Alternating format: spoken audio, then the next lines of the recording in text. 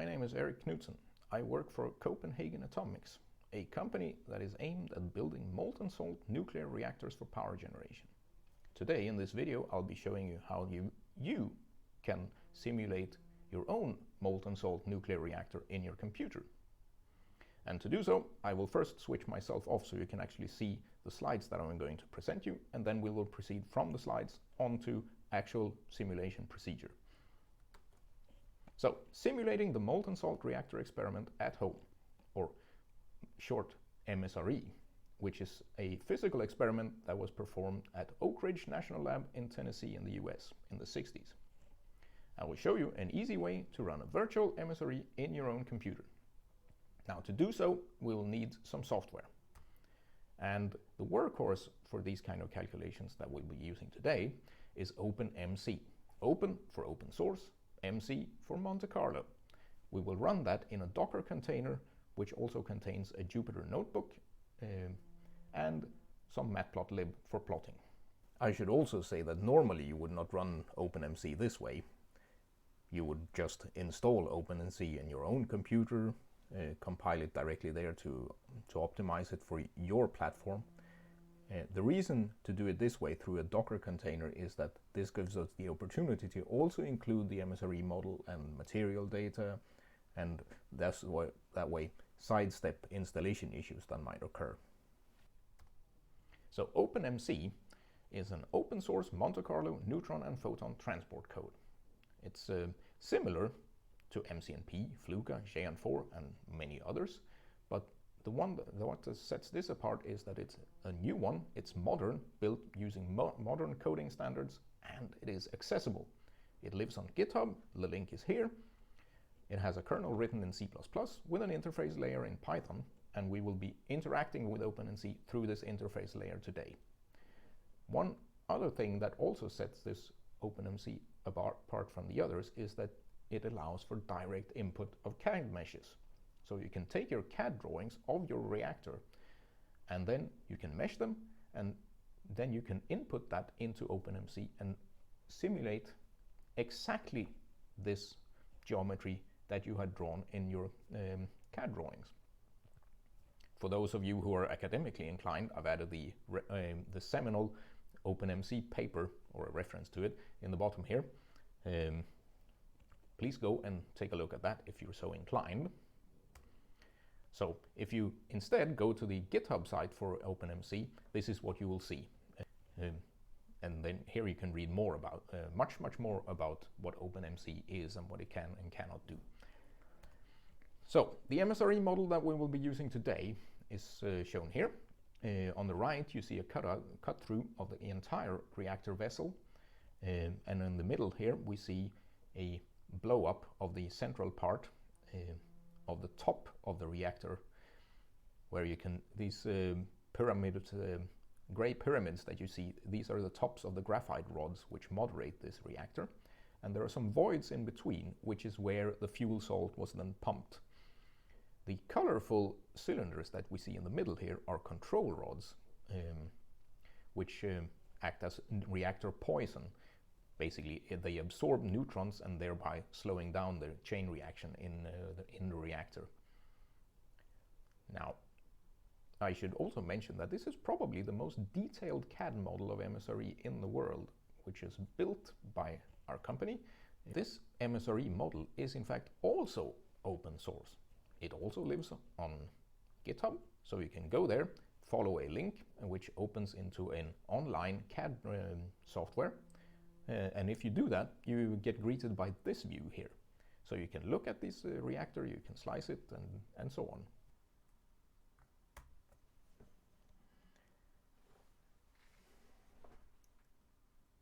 In general, when performing a simulation using OpenMC, we use a workflow pretty much like this.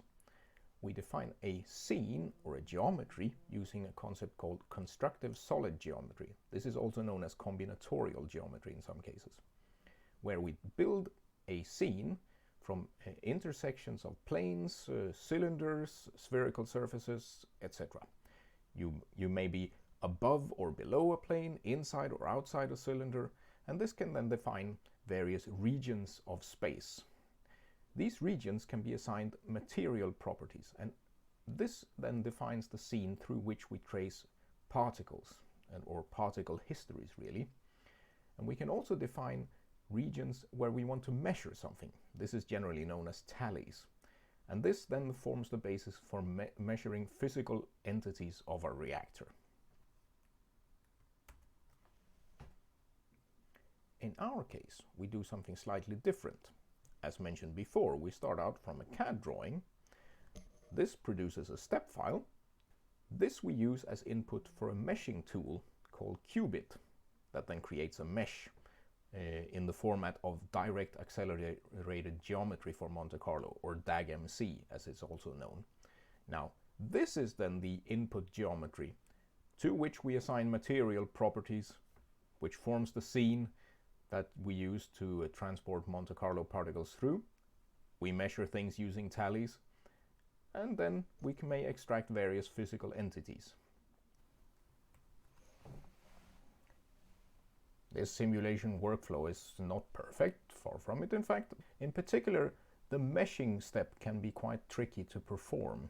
So in our case, we have performed it for you, and it's included in the Docker image that we get. We are directing quite a lot of our efforts towards improving the step, so to improve automation of the meshing step so that it will be more stable in the future. Now, in this video, we will download and start an MSRE Jupyter Docker container, which includes already exported meshes from these very detailed CAD drawings of the MSRE. We will first run the MSRE without control rods. Then we will insert some tallies to measure various entities. We will measure flux, fixation events, etc. And then we will redefine the geometry to include control rods. This is also included in the Docker container. And we will rerun the simulation to see what has changed now. How is this different from just before without control rods? And to do so, we will have to employ these three commands to run the Jupyter Docker container for MSRE on Linux. I'm a Linux user, so therefore this is what I'll do. So you open a terminal and then you put in this command here, which mainly just downloads a utility script to run the Docker. We set the executable bit and run the script. This will then download the Docker from Docker Hub and run it. Doing so, it will run a web server on your local host to which you can point your browser. After we have performed our calculations, I will put up a slide showing you some useful links that you can follow if you want to get more information on the MSRE, on how to run it, and who does what, and OpenMC, etc. Without further ado, let's go ahead. So I've now moved to a terminal and navigated to a directory where I want to keep my things.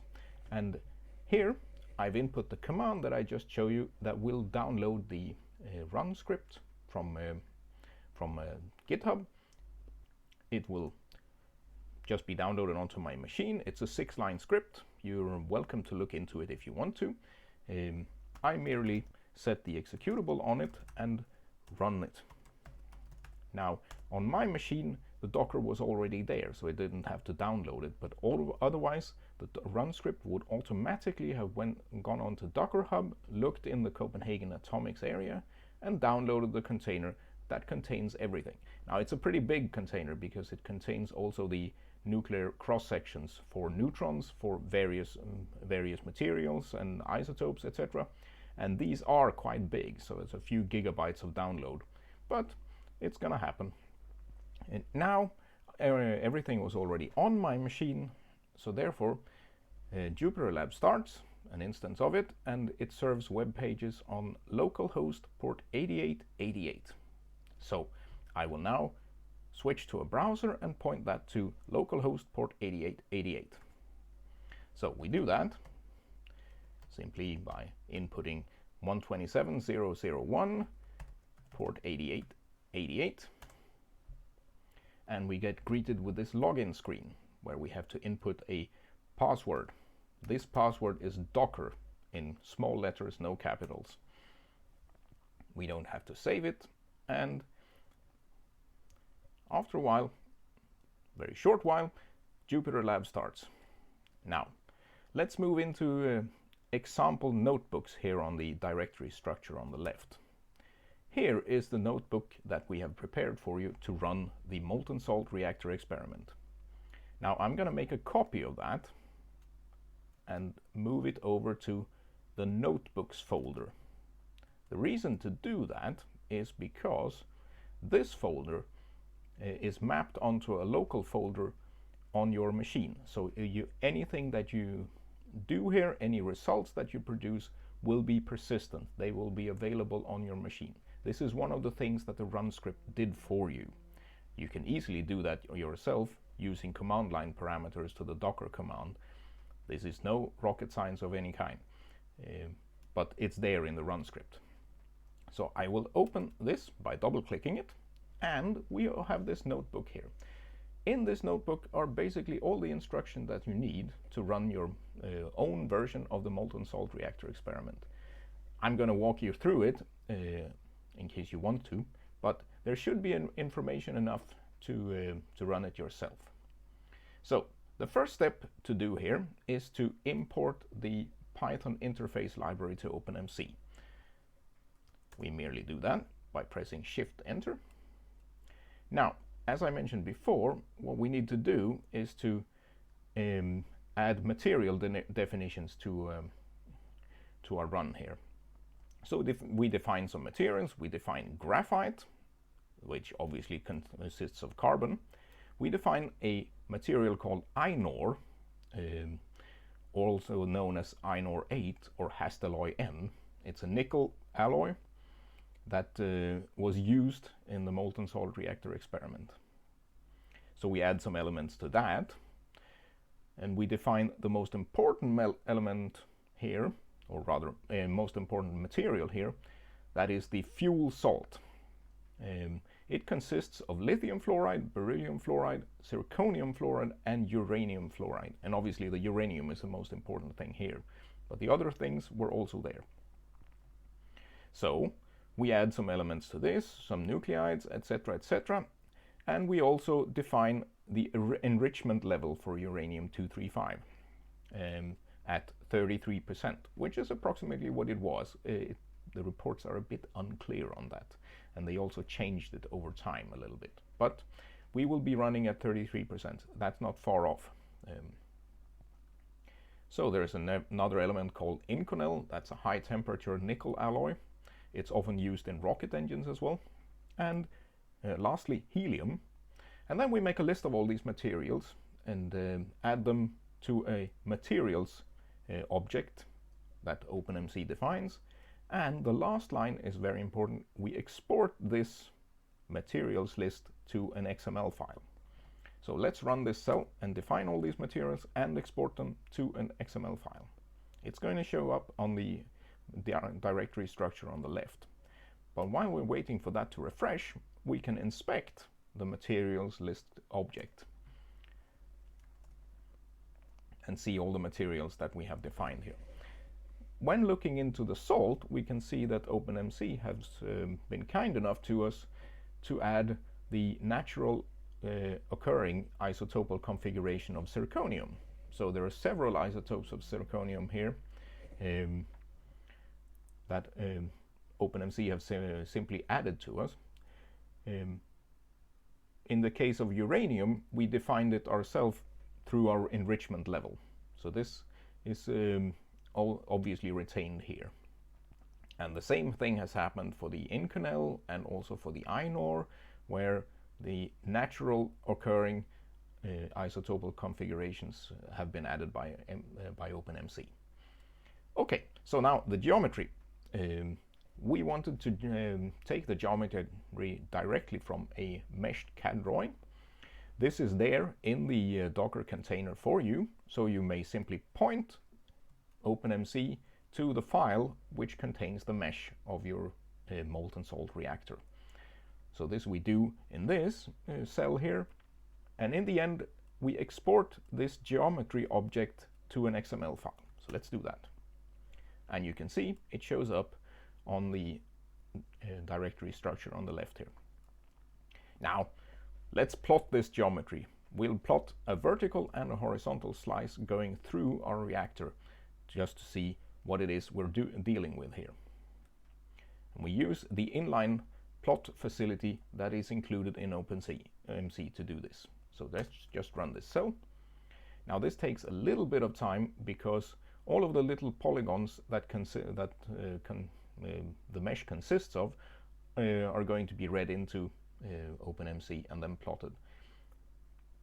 We plot things by color things by material. So salt is going to be red, etc., etc. And here we can clearly see where is the salt and where are the graphite rods that we talked about earlier in this vertical slice through the reactor. And if we look at the horizontal slice, we see pretty much as we expect where is the salt and where is the graphite. There is not much else going on around here in this plane. But you can also see the white tubes here, which is where the control rods would be. And the fourth tube here, which is actually has something in it, was not used for a control rod. It was used to irradiate graphite samples for later study in the original experiment. So that is also there in our model. Now, we need to define some settings for our calculations. We need to add, first of all, some neutrons. We need some neutrons to kickstart the fission process. And what we do in this case is that we define a volume by means of a box which fully encloses our reactor core. But we also define it to be, through this parameter here, only fissionable, which means that the neutrons from the source will only be emitted where there is fissionable material. That means wherever there is salt in this case. So we define it like this and simply build an object called the source. And finally, we build a settings object for OpenMC where we define various things about the Monte Carlo run that we want to do. We define this to be runs of 20 batches, and we want 20,000 particles in each batch, and we want our source to be the source we defined earlier. And then we export these settings to an XML file that will be read by the OpenMC kernel. And lastly, we tell OpenMC to run. So this will do. Now we get greeted by the OpenMC logo, and we can see here that we read the settings XML files, the cross sections, the materials, the geometry, etc. We can see that we read nuclear cross sections from the database. And in the end, we can also see that we start running batches.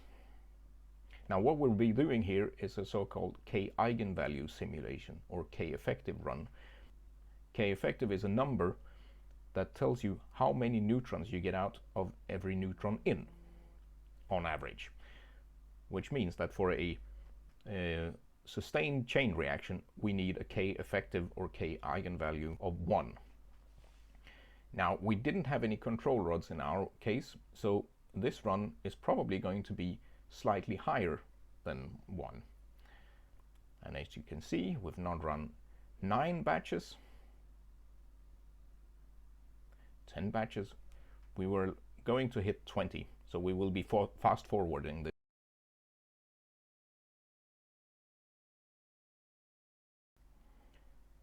So we've hit our 19th batch, waiting for the last one.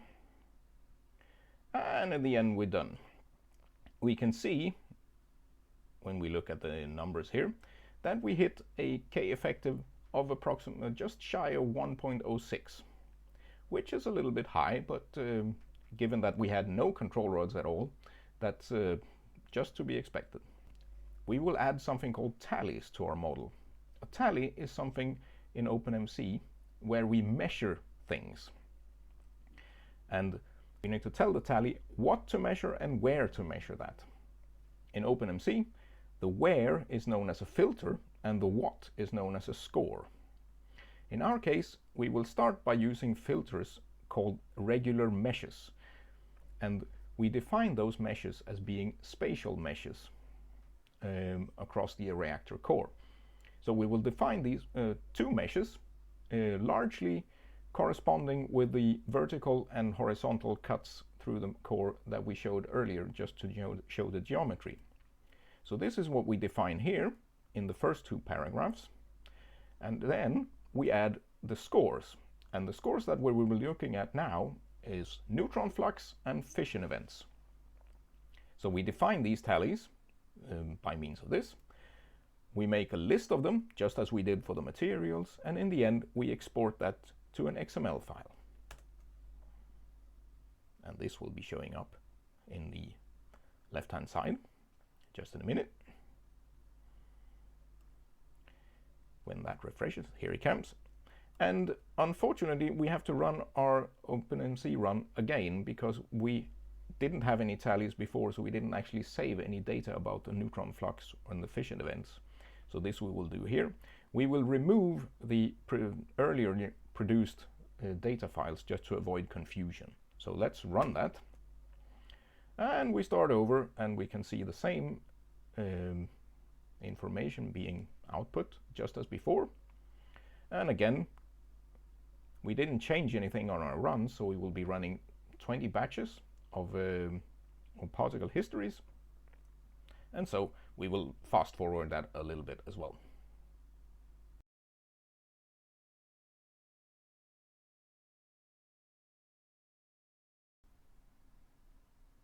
So, and now we've finished our computations, reached 20 batches, and now we will extract our tallies. Now OpenMC saves its data in what's known as a state point file. So this is called statepoint.20.h5. The 20 means 20 batches, and the h5 means that it's an HDF5 file. So we will use some OpenMC state point object to extract our tallies from that. First open the file and then extract tallies, and we get the score that we want. And we'll start out with a neutron flux. We extract the score from the tally, and what we will be plotting is the mean neutron flux that has been measured by these Monte Carlo computations. We could also get the error bars on those measures, but in this case we will merely plot the mean. So let's do that. So we extract the neutron flux, and then in this cell we use matplotlib to plot it. Again, these horizontal and vertical slices through the middle of the reactor core. And we can see here what it looks like for the neutron flux on the left and for the neutron flux on the right for the vertical cut. So it looks pretty much like a donut, and on the vertical cut, well, it looks like we expected. Now let's plot then the fission events that will extract those from the tallies and plot them just as we did before in horizontal and vertical cuts.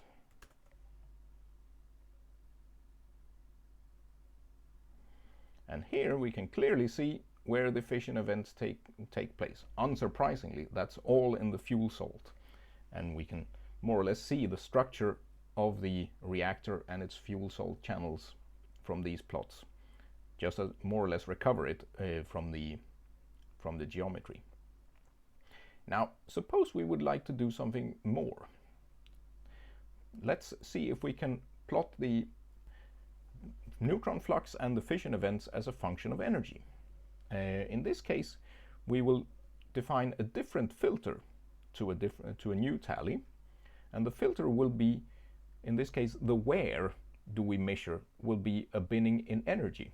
So it doesn't slightly more abstract than the spatial coordinates, but we can do this as a function of energy as well. So we do this, we define a new tally, we define the scores that we want from that tally, and we append it to the tally list and export that to an XML file.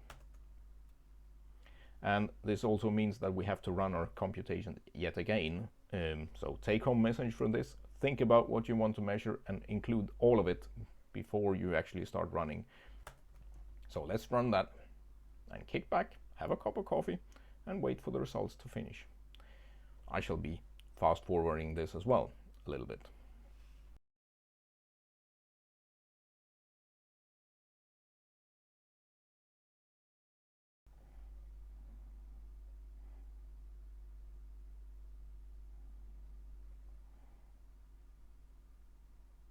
And so our computations are done.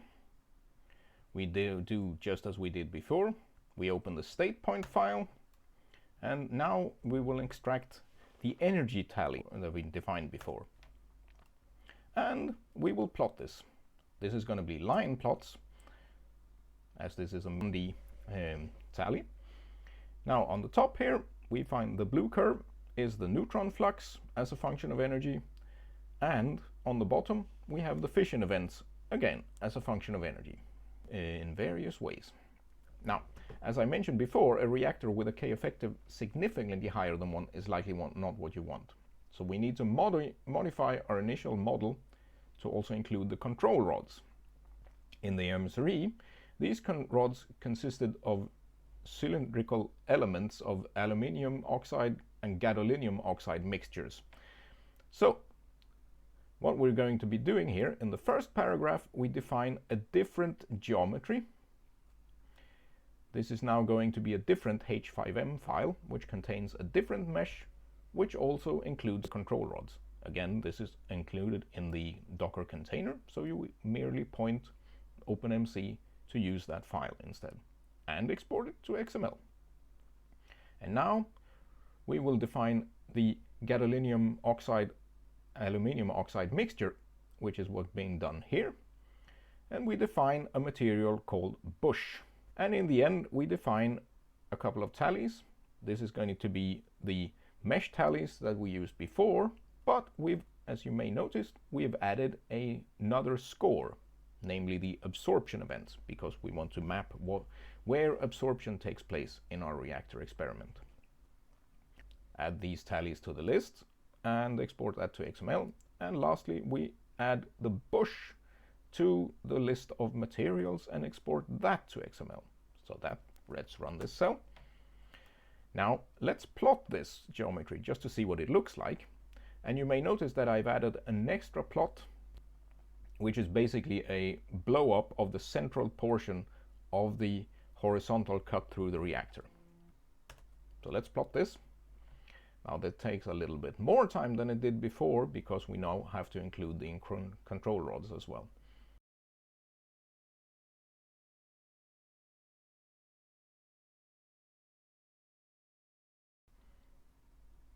And here it is. So on the vertical cut, we see really no difference at all. That is because the vertical cut actually cuts right through the middle where there is no control rods, as you can see in the horizontal cuts. So if you look closely on the voids in the middle here, there is something more. There's actually a purple ring here, which is the projection of the control rods. So let's look at the blow up, and you can clearly see these cylindrical elements of the bush material, which is in the control rods. Here you can also see the shape of the graphite samples that were in the fourth control rod tube, which is not used as control rod. So let's now run our computations yet again. Because we have to do this, we have changed our geometry, so therefore we need to run again.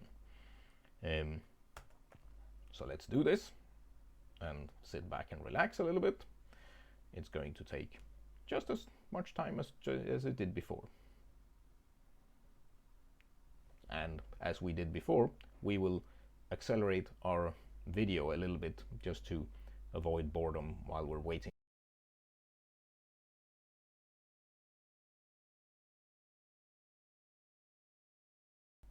So we reached number 19 of our batches here, and as you can see here, we're now have a K effective very close to 1, which is just what we wanted, with the control rods in. And just as we did before, we open the state point file, we extract the tallies that we want, and the scores that we want. In this case, we will look at the absorption, and then we use matplotlib and plot these as 2D color plots. So let's run this. Now again, it takes a little bit of time to open the state point file. It's a lot of data that needs to be extracted from them. And unsurprisingly, absorption mainly takes place in the control rods, just as we thought about. And we can see them here on the horizontal cut. There are these 3 control rods. This is where the graphite samples are. And we can also see them clearly in the vertical cut. Here the left one is brighter than the right one, but this is just because it is actually a projection of the 2 control rods that are present on the left, whereas the right one only represents 1 control rod. And that's it. Okay, as promised, here are some useful links that you may use in order to find more information about the MSRE, OpenMC, how to run things, and the company I work for.